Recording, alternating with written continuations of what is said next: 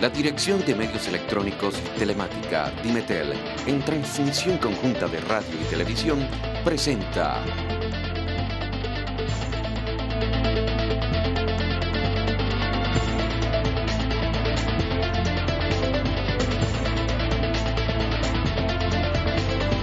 Al Día con la UC.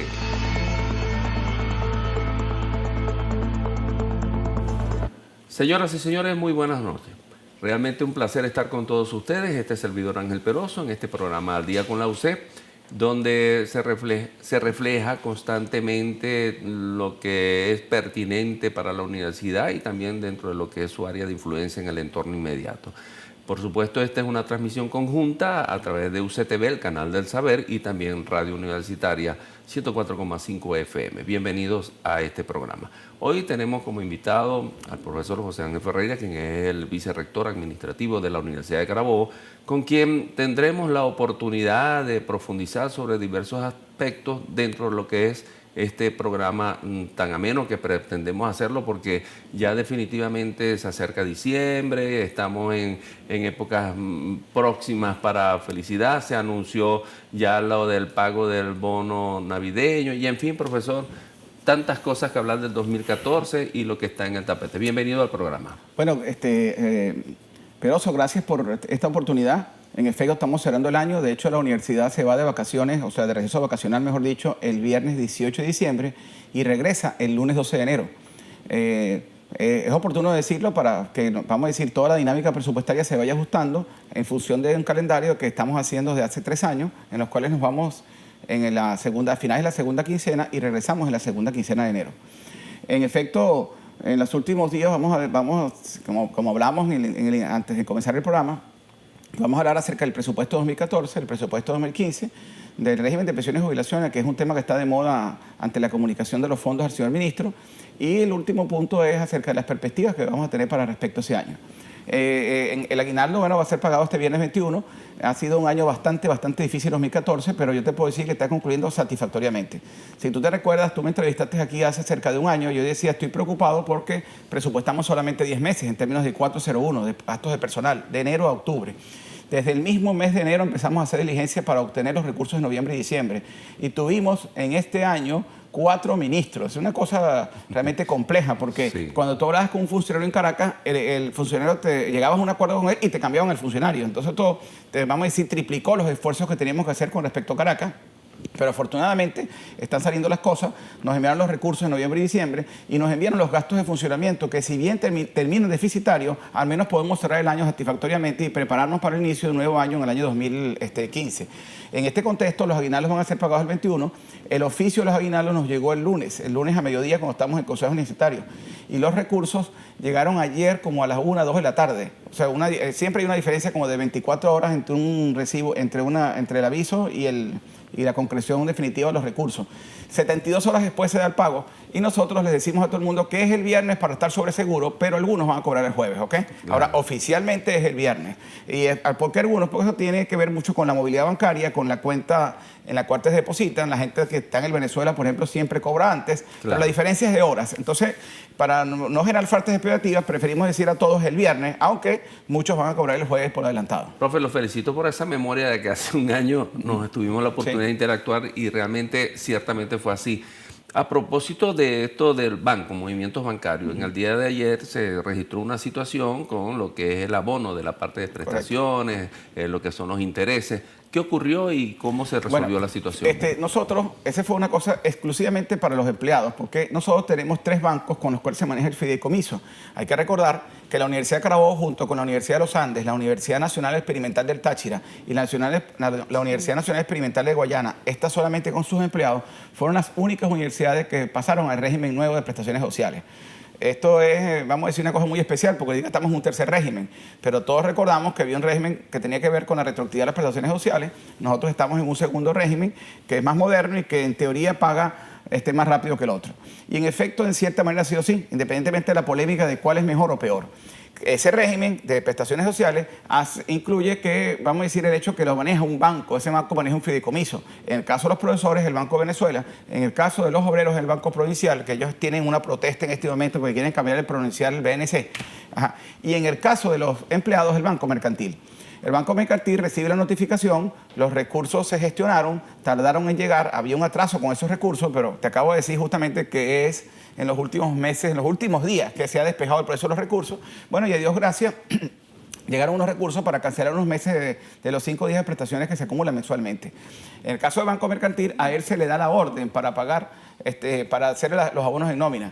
Y resulta que el Banco Mercantil lo abonó doble. O sea, claro, en una situación muy especial, e incluso, vuelvo y repito, no tiene que ver con los obreros, no tiene que ver con los profesores, tiene que ver exclusivamente con los empleados. Se detecta la falla y se le informa al mercantil, pero ya el mercantil había hecho unos movimientos, o sea, y el mercantil no tuvo más remedio sino que trancar el mismo proceso a ellos y empezar entonces a reversar para efectos de la cuestión doble, porque de paso el mercantil lo puso doble, pero nosotros le mandamos fue solamente... O sea, le quiero decir una cosa, o sea, el dinero que está en exceso es del mercantil. Profe, ¿de acuerdo? y las personas que hayan hecho la gestión frente a su despacho de la solicitud, ¿qué ocurre para volver? Perfecto, sí, el mercantil debería despejar eso en las próximas horas. El mercantil, o sea, después de que tuvo este sisma, que ellos se dan cuenta, nosotros nos dimos cuenta primero que ellos, pues, cuando se produce este sisma, el mercantil nos informa, nos pide disculpas, dice que van con la plataforma de Caracas y pidieron 72 horas para resolver el problema. O sea, que en otras palabras, mañana debería estar resuelto, el jueves, ¿ok? ¿Qué significa que está resuelto? Que la gente puede otra vez empezar no empezar, el que ya la metió está ahí, simplemente que la stand-by mientras se resuelve este problema. Y los que la metieron y retiraron, pues tendremos que llegar a un acuerdo con ellos de pago porque fueron muy poquitos, pero hubo gente que llegó a retirar, ¿ok? Sí, hubo gente, o sea, muy poquitos. Pero es una cosa ubicable, y obviamente hay una deuda con un tercero que tienes tú que cobrarla, y se hará como siempre se ha hecho en la universidad. Bueno, se pondrán de acuerdo para pagarlo en varios meses y se le explicará al mercantil, fue un error de tu parte. Bueno, y eso involucra, por supuesto, la necesidad de decir a través de estos medios que hay que tener paciencia, que no es un error de la universidad, que proviene de una instancia inesperada y que precisamente ya se solucionó y que tiene que estar a la espera. Sí, sin embargo, hay una cosa que tenemos que hablar el próximo año, que es que nosotros estamos utilizando este dinero de las prestaciones sociales como complemento de sueldo y no debería ser así, porque al final ese es un respaldo para el día que te jubiles. Fíjate que nosotros no podemos tocar el 25% de lo que está y sí podemos retirar los otros 75%, pero los otros 75% debería ser para activos, para construcción, para adquisición de vivienda, para salud. Bueno, en estos casos no se están aplicando, lo sabemos que la gente está complementando el sueldo con eso. Yo llamo a la reflexión porque inclusive tenemos vamos a decir, observaciones de parte del Ministerio del Trabajo acerca de las veces que hay que entregar esto en el año. La ley habla de 2 y en la cara voz se entrega cada vez que la gente lo pide. Cada vez que llegan, se pide. Entonces, en este momento estamos en conversaciones con el Ministerio del Trabajo que nos hizo una cortés invitación para discutir el tema. Y nosotros le explicamos, mira, aquí la gente está acostumbrada a otra forma. Sin embargo, entendemos la invitación, porque al final la esencia, el concepto de este tipo de cuestión es para otra cosa. Y cuando te dicen que lo pides 2 veces al año, pues la gente obviamente se planifica, porque si lo pides 2 veces al año no vas a retirar 1.000 o 2.000 o 3.000. Vas a retirar 20.000 o 30.000 y obviamente con eso podrías preparar un plan, por ejemplo, de pintar tu casa. Para poner un ejemplo, que no la vas a pintar con 3.000 bolívares, pero con 30.000 posiblemente logres pintar gran parte de ella. Profesor, aprovechando su presencia como máxima autoridad en el sentido administrativo de la alma mater carabobeña, realmente su presencia cuando es el perfil del vicerrector administrativo, lo escuchamos a usted muy dinámico a través de los distintos medios regionales y nacionales. Cuando vienen estos reajustes administrativos, y es bueno que la gente lo escuche y lo vea pues, a través de UCTV, ¿cómo adaptarse a esos procesos que están centralizados y desde aquí la Universidad de Carabobo? Sí. Porque no es fácil, ¿no? No es fácil. Mira, a mí me ha tocado asumir inclusive liderazgos nacionales porque quizás por mi formación, yo soy profesor de sistemas y procedimientos y realmente la administración central está cada vez más centralizada, ¿ok? También está cada vez más tecnificada. Debo reconocer que el actual gobierno ha hecho un esfuerzo extraordinario en plataforma vamos a decir, en plataforma de información, pero aún no es suficiente. La Ley Orgánica de la Administración Pública, y que es la que nos rige a nosotros y otras asignaciones financieras, tiene una serie de debilidades que obviamente tienen que ser enfrentadas y que estamos conviviendo con ellas. Ese proceso muy particular que tenemos nos obliga a nosotros a tener un larguísimo tiempo en Caracas. Yo semanalmente voy una vez a Caracas. En algunas ocasiones he estado pues, en un CNU y he advertido a los ministros ministros de turno, caramba, tenemos que dedicarnos seriamente a hablar del Sistema Nacional de Información que tiene que ver con esto. Y ellos tienen que hacer una propuesta, porque tiene que ser partir del Ejecutivo, de un sistema único de información. En la actualidad, lo que estamos trabajando es que nos dieron la orden de que no podía haber software, vamos a decir, acreditado de empresa, que todo tiene que ser en software libre. Estamos haciendo un esfuerzo para reponer todos estos sistemas en software libre, pero esa instalación en software libre debería ser una oportunidad para que el Ejecutivo Nacional instale los procesos de información. Esto hace que permanentemente estés informando, pero hay una cosa, Peroso, que es mala, que es que en lugar de nosotros estar planificando cómo cambiar la institución con los pocos recursos que tenemos, los recursos nos los pagan por cuenta gota en el transcurso del año. Empezamos con un déficit, ese déficit se mantiene durante todo el año, te lo dan en el último momento del año, tienes que salir en carrera pues a tratar de gastar eso, y obviamente eso va en contra de la planificación financiera que le enseñamos a nuestros muchachos en la Facultad de Ciencias Económicas y Sociales. Y eso lo vamos a tratar en la próxima parte, porque el 2014 fue difícil, pero el 2015 se perfila de otra manera y mucho más diferente. Ya regresamos con el profesor José Ángel Ferreira.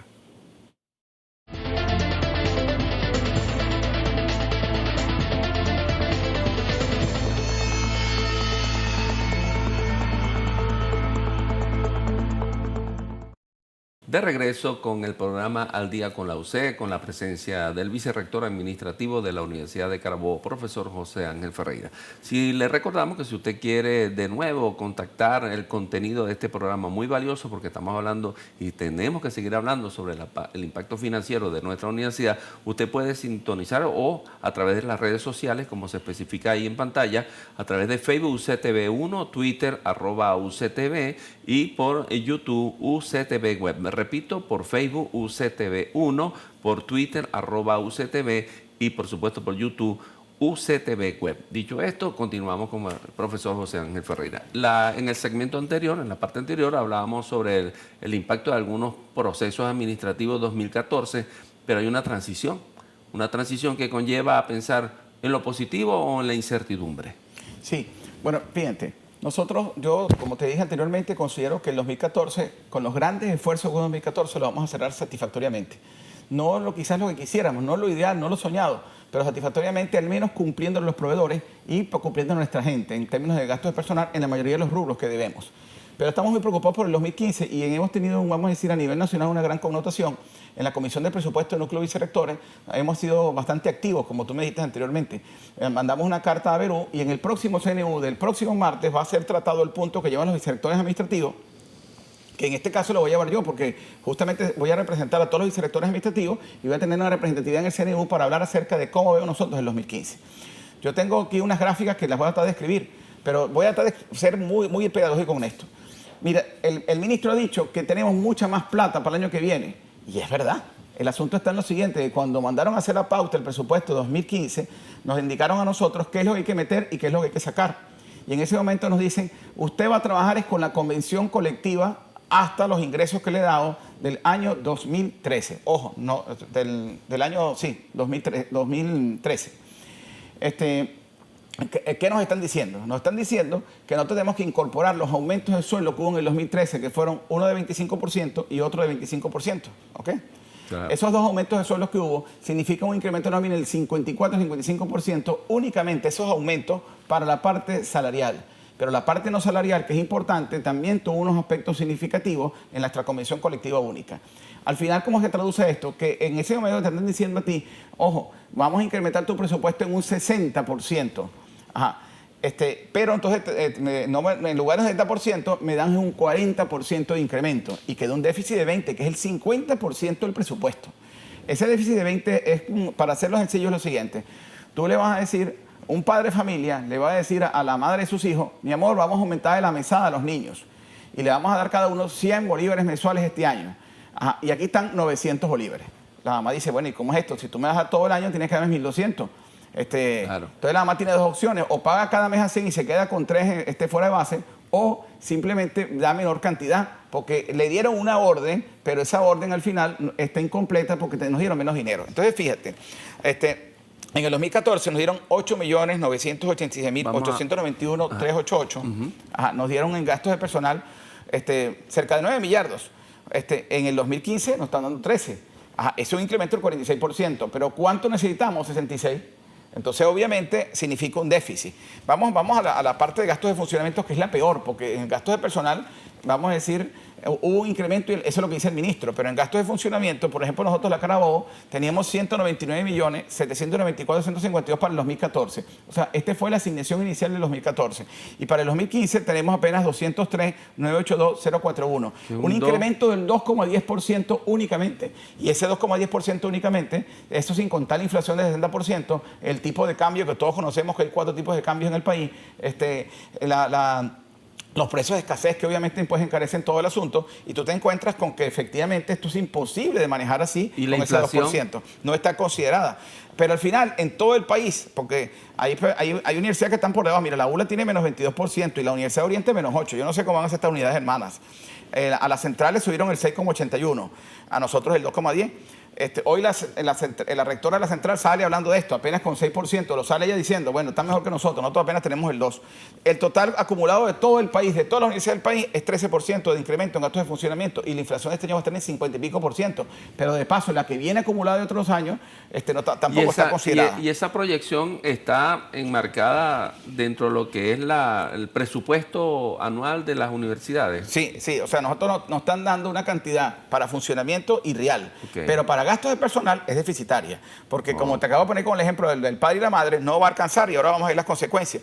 En total, en todas las universidades del país, el incremento es del 43,12%. Pero ese incremento del 43,12%, con la orden que te dieron, debió haber sido del 66%. Entonces tú partes con 23% diferencial. Ahora, ¿qué significa eso? Trae estas consecuencias. Para la Universidad Central de Venezuela, ellos presupuestaron 9 meses de bono de alimentación nada más, o sea, se estatique. Solamente 6 meses de gasto de funcionamiento y 12 meses de beca. La Universidad del Zulia, 7 meses nada más vamos a decir, este año nosotros tuvimos 10, 7 meses. 4 meses de servicios básicos, 7 meses de departamentos académicos administrativos, 6 meses de transporte y 6 meses de comedor. Para la Carabobo, 7 meses únicamente de sueldo y salario, 4 meses de gasto de funcionamiento, 5 meses de transporte y 5 meses de comedor. Para la Universidad de Oriente, 8,5 meses de sueldo, 7 meses de gasto de funcionamiento, 4 de transporte y 3 meses de comedor.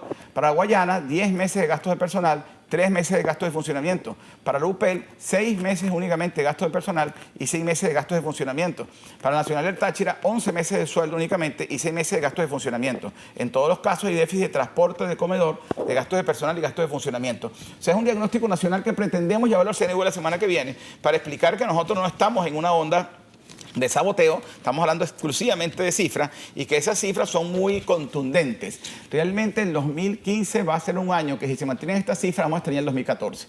Tú podrías preguntarme, profesor, pero este año usted arrancó en forma ejecutoria y el Ejecutivo terminó cumpliendo medianamente. Sí, pero con una particularidad, Peroso, que es que el barril del petróleo daba para eso, porque nosotros dependemos de 2 presupuestos, y yo he sido un enemigo de la política bipresupuestaria del Ejecutivo Nacional. El Ejecutivo tiene un presupuesto que es el que yo acabo de leer, y luego tiene un presupuesto externo del diferencial de los dólares del petróleo, con lo cual tiene el Fondo Miranda y el Fondo Simón Bolívar.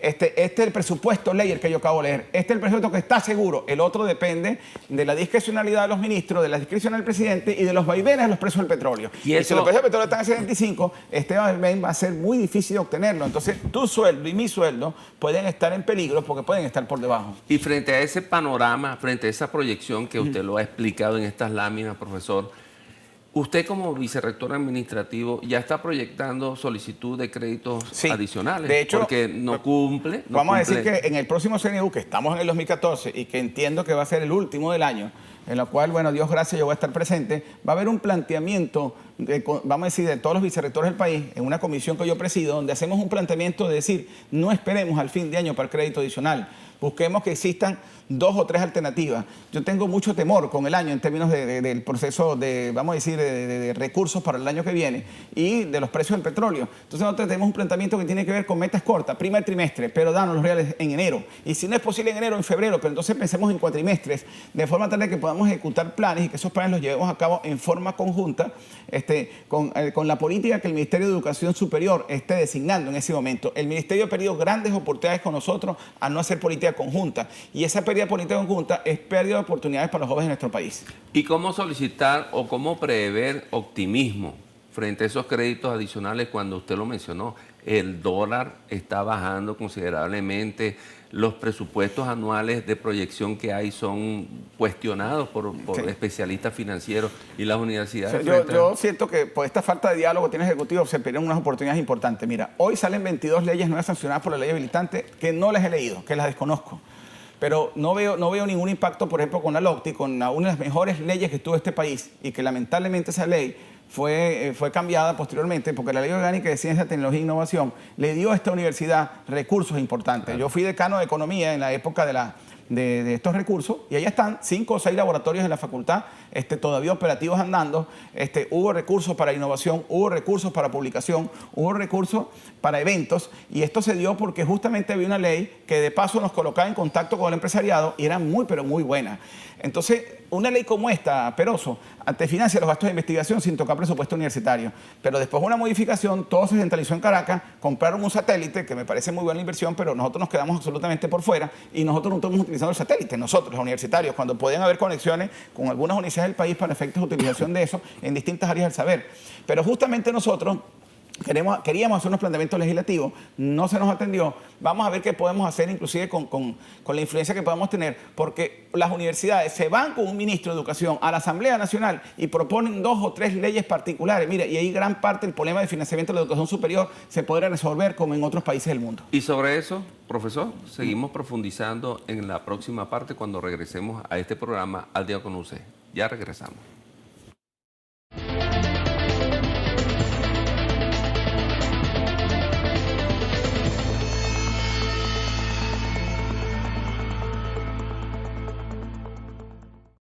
Estamos de regreso con el profesor José Ángel Ferreira en esta transmisión conjunta UCTV con FMUC. Profesor, hemos visto la dinámica de estas dos partes del programa. Vamos a este reencuentro con lo que son el régimen de jubilación y también pensiones.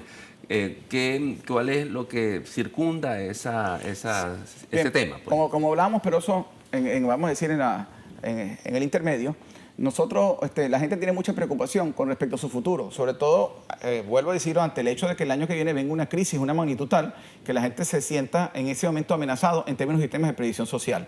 Se habla mucho de que nosotros podemos pasar a un régimen distinto, que ese régimen distinto nos va a tener en colas el sábado en la mañana en los bancos, igual que las personas del Seguro Social, y eso obviamente genera inquietud.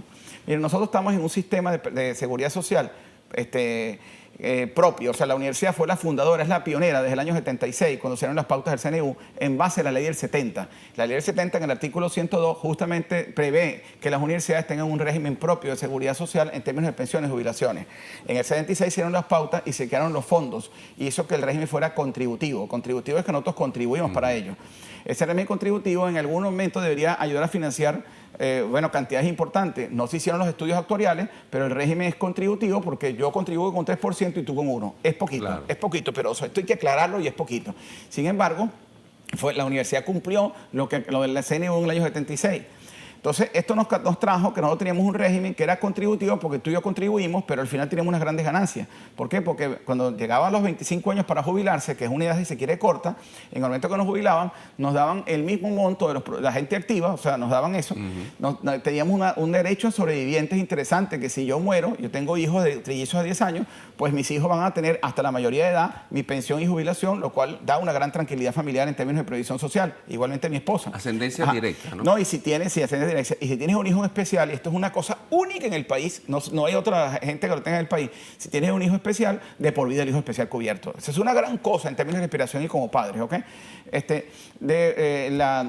Adicionalmente, el patrono, y esto es muy importante, es la universidad. La universidad siempre ha pagado este aspecto. Y esto es bien importante porque cuando a mí me comparan y me han hecho en programas de televisión a nivel nacional, ¿por qué la UNEFA es más barata que la Carabobo? Yo digo, bueno, mira, no tiene los jubilados, que nosotros tenemos, nosotros pagamos los mismos jubilados y queremos seguir pagando los mismos jubilados. Pero este personal pasivo que tenemos aquí es que se ganó ese espacio en función de la ley, en función de los precios legales. Como yo quiero el día que me jubile, que a mí me siga pagando es la universidad. Pero entonces el régimen incluye que te pague la universidad.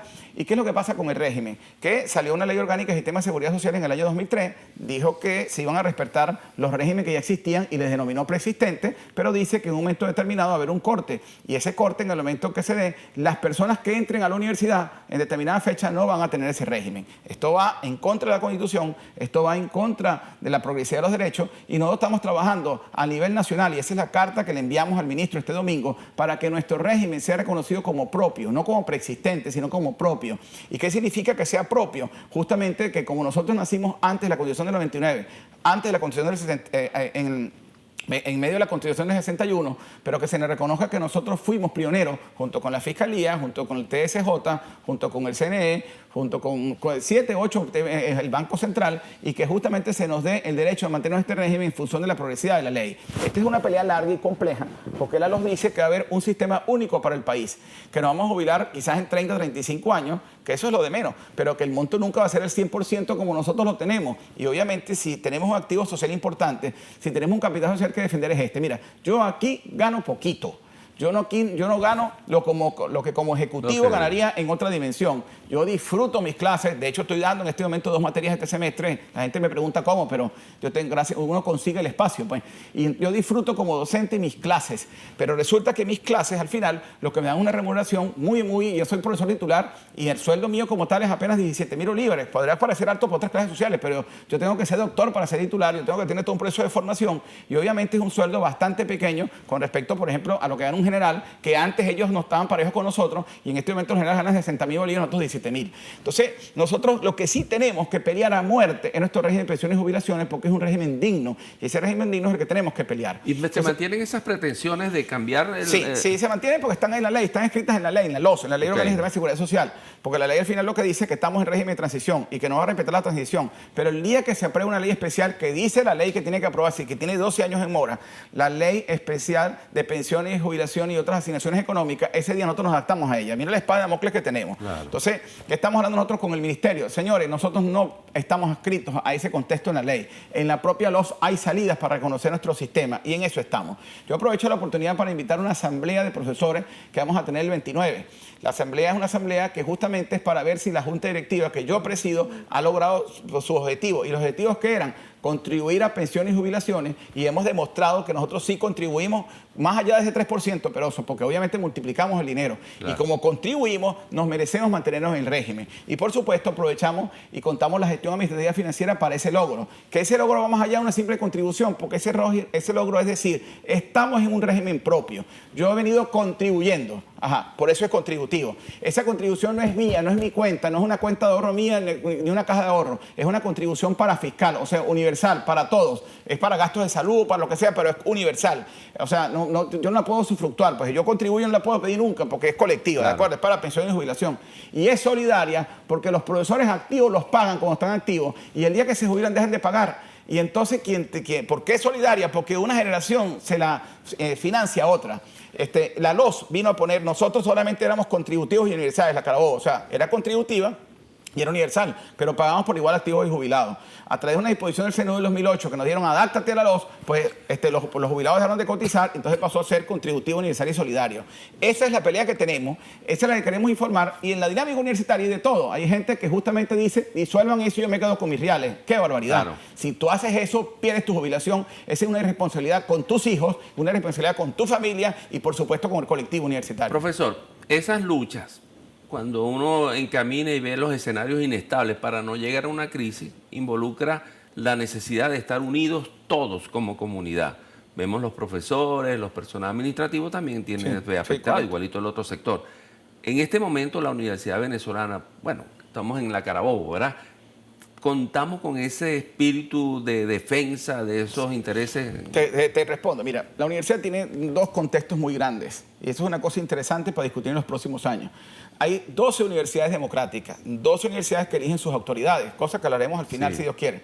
Y hay cerca de 35 o 36 que ha creado el Ejecutivo que son nombrados a dedo las autoridades. Las que son nombradas a dedo ni hablan el tema y pese a que pueden ser afectadas. Es lógico, deben su fidelidad a quien los eligió, que en este caso es un ministro. Si la política del país es, vamos a eliminar el régimen de pensiones y jubilaciones de las universidades nacionales porque es muy costoso, no vamos a poder contar con ello. Lo que sí te puedo decir es que justamente las personas que están, vamos a decir, en las universidades democráticas sí defienden esto. Y las que están en las experimentales también. Solamente que tenemos que convencerlos de que estos son unos elementos importantes para la familia, más allá del proceso político. Y como es para la familia, hábiles en el proceso político, podemos lograr esos procesos de unión. Mire, yo presido una coordinadora de fondos a nivel nacional, que agrupa por igual a los rectores de Arbor, que son los que están en las universidades bolivarianas que elige el Ministerio de las Autoridades, y los rectores de Berú, que son electos democráticamente. Es el único espacio del país donde esa coincidencia. Y esa coincidencia ha estado clara.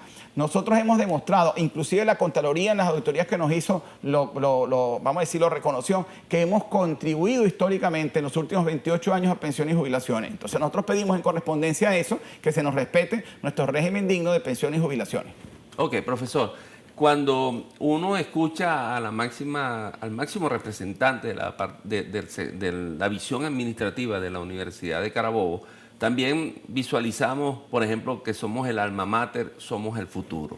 En la próxima parte, yo quisiera que nos enfocáramos sobre esa premisa que, como bien se ha sido plasmado como un mensaje muy optimista, porque somos la esperanza. Okay. De eso hablamos en la próxima parte. Ya regresamos.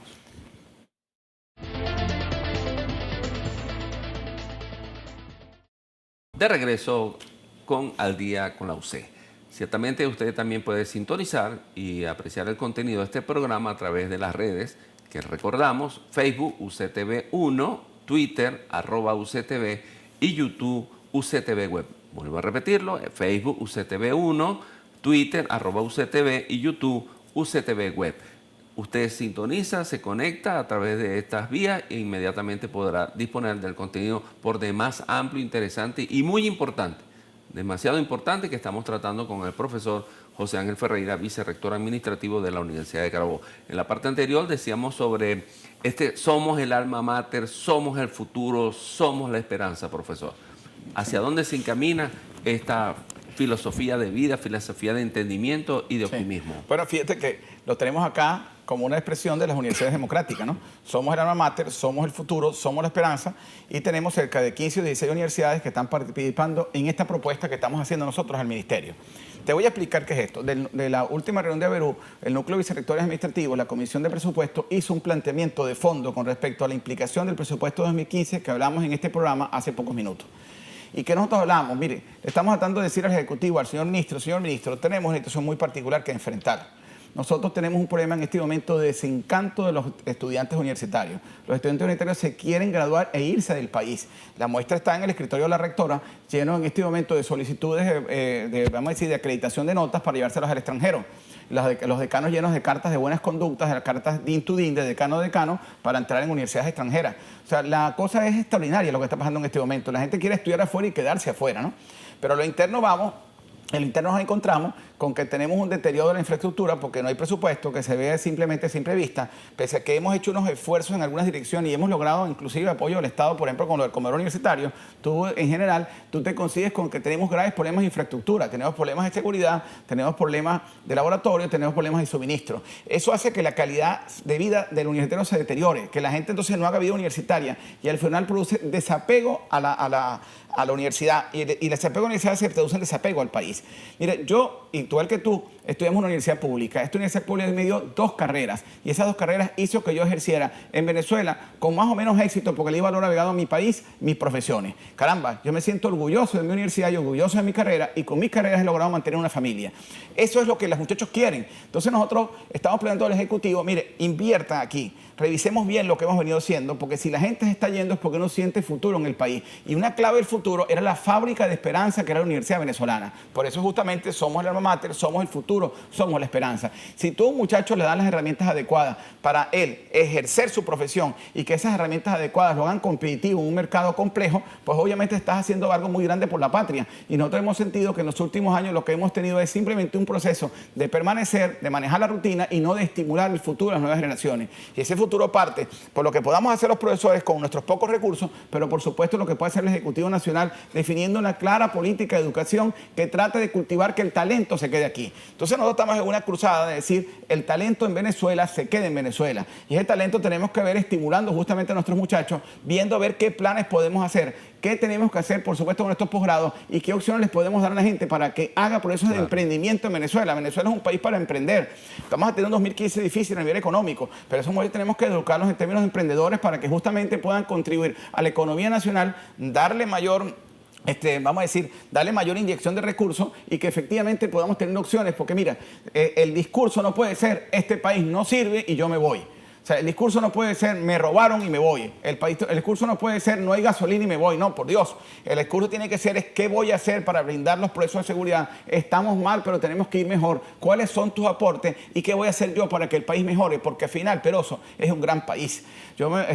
Podemos irnos y quizás tengamos estas mejores oportunidades, pero no es nuestra idiosincrasia, no son nuestros afectos, no son nuestros muertos que están en nuestros cementerios, no son los espacios en los cuales están los recuerdos de nuestra infancia, no son los aspectos que tienen que ver justamente con los procesos de formación que son inolvidables, no son el sitio en el cual podemos hablar con esta confianza y no es el sitio justamente donde tu apellido es valorado como lo es valorado aquí. Aquí somos latinos, aquí somos universitarios y aquí somos venezolanos. Y ese impacto tiene que ser considerado muy bien por el Ejecutivo porque el trato a las universidades está produciendo fuga de talento. Estamos convencidos de eso y por el contrario, si se invierte bien en ella y nos ponemos de acuerdo acerca de políticas nacionales, de empleo, pero de formación sobre todo, de formación de calidad, pues no vamos a tener los problemas que tenemos y vamos a poder decir con orgullo, seguimos siendo una fábrica de esperanzas. O sea, profesor, que es una oportunidad para actuar con una actitud preventiva, no caer en crisis, lejos de lo que muchas personas pueden catalogar. Mire, el 2015 han proyectado el 2015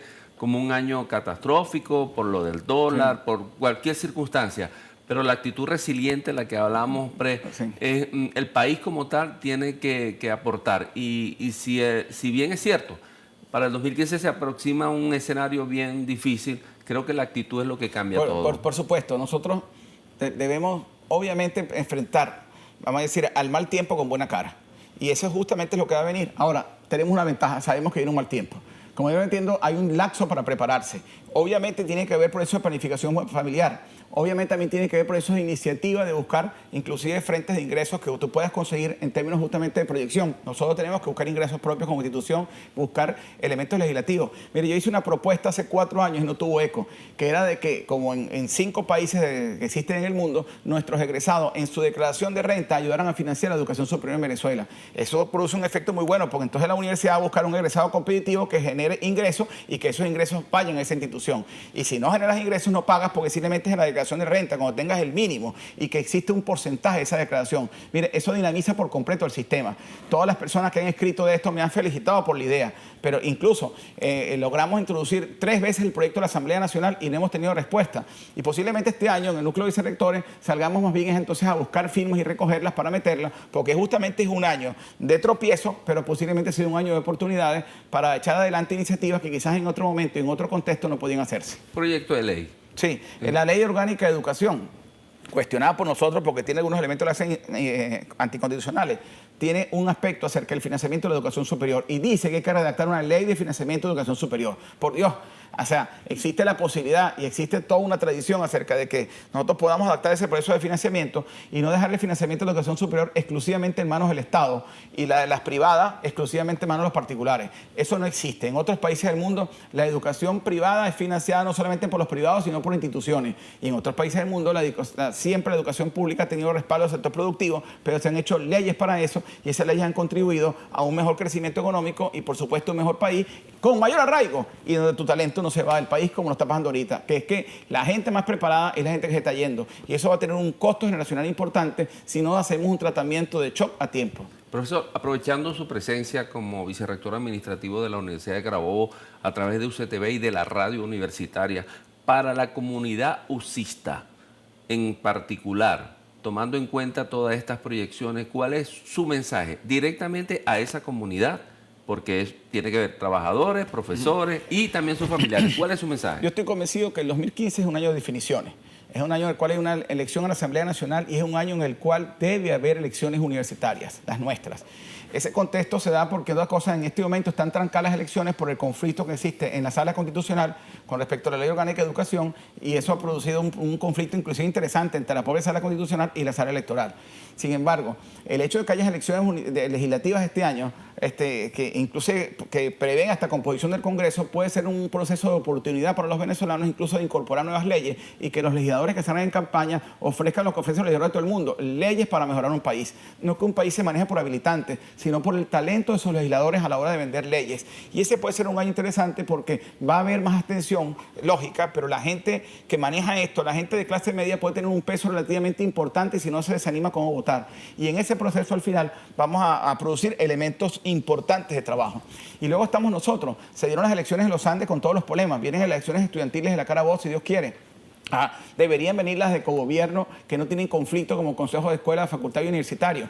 Bueno, y lograr puntos de entendimiento a nivel de la Asamblea Nacional para despejar el problema de los decanos y las autoridades, cosa que nos podría llevar, vamos a decir, los primeros 6 meses del año. Pero esa voluntad debe existir y eso significa proyectos nuevos, gente con nuevas estrategias, gente con nuevas ideas, y eso produce renovación, pero si tú lo sabes.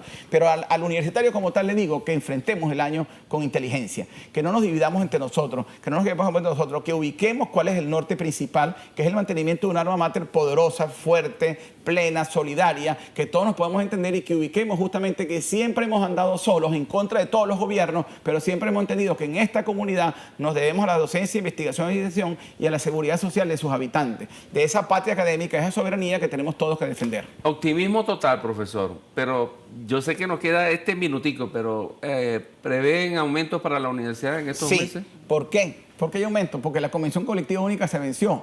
Lamentablemente no se han montado las instalaciones. Se vence el 1 de enero del 2015. Y el año que viene tenemos aumento, eso es algo obvio. La presión de los gremios, que tenemos que respaldarlo, que son estos gremios, tenemos que respaldarlo, tiene que ser fructífera para que ese sea lo más pronto posible. Pero en teoría, tú y yo tenemos un derecho a un aumento a partir del 1 de enero del 2015, ¿ok?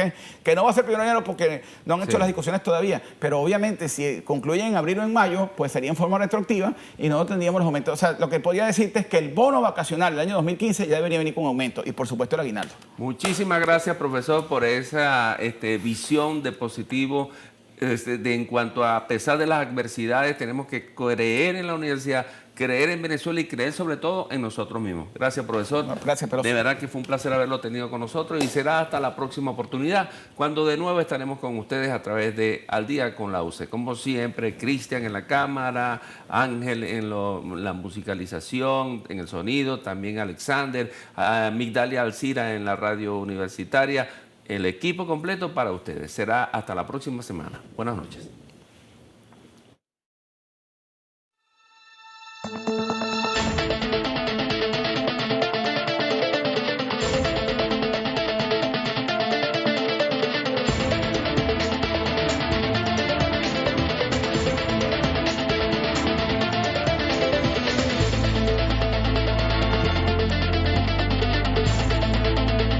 La Dirección de Medios Electrónicos y Telemática Dimetel, en transmisión conjunta de radio y televisión, presentó Al Día con la UC.